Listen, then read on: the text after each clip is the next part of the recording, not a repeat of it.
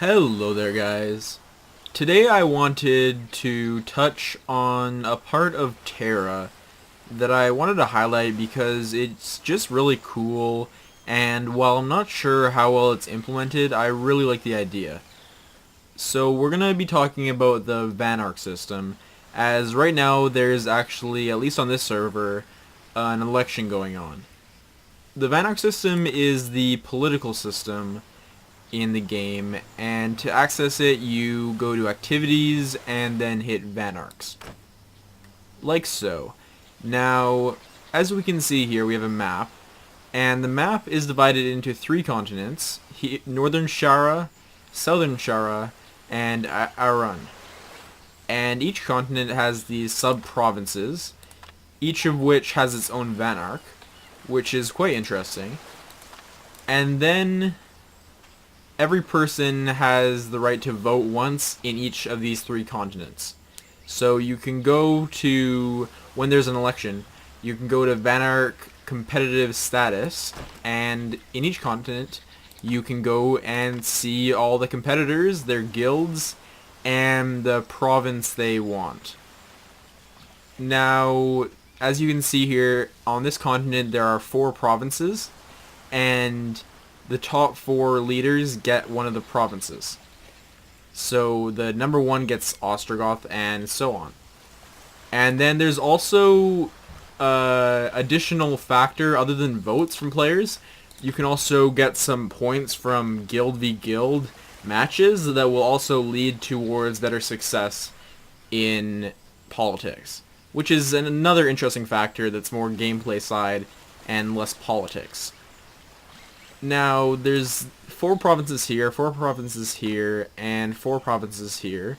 So it's a good even split, and you can vote for one candidate per continent. So I can't actually vote because I believe you need to be level 40 and up to vote, which I think is a good system. I don't think you want random newbies to vote because it might lead to some stupidity, although I think there's probably some stupidity going on already if we look at the statements. Now, each person trying to run for a vote has their own statement that you can view. Now, I'm going through them. Here we go. So this is basically your basic statement that I've seen constantly in all of these advertisements, which is all shops open 24/7, taxes always at 1%. Now, this is just basic people pleasing, and it isn't exactly going to be the best thing for everyone, but it is what people will vote for, so that's what people are saying. Now, I believe people can actually lie, but if they do, they'll probably get kicked out the next time the election comes, which is every 3 weeks. Anyway, let's just look at quickly what the Vanarchs can actually do. Now, if we go to edicts, we see taxes on items, we see flight tax, skill training tax, teleportation tax, and all this money will be going towards, I believe, the player at hand or perhaps their guild, which is a big part of the game, and you'll see every competitor has a guild behind them that is maybe even running their campaign, stuff like that. And it's really interesting. Now, if we look at these things, these is where the whole political system gets a little bit more interesting, with regional PvP rules, which is where you can actually disable PvP in certain areas and enable PvP in certain areas, which is a big deal. And then we have specialty stores that can be open some places or closed. We have the ability to open up different instructors at different areas, and provincial trade brokers. I'm not really sure what that is, but it seems like the Vanarch in the game doesn't have insane power, but they have some limited power, and they will get some wealth.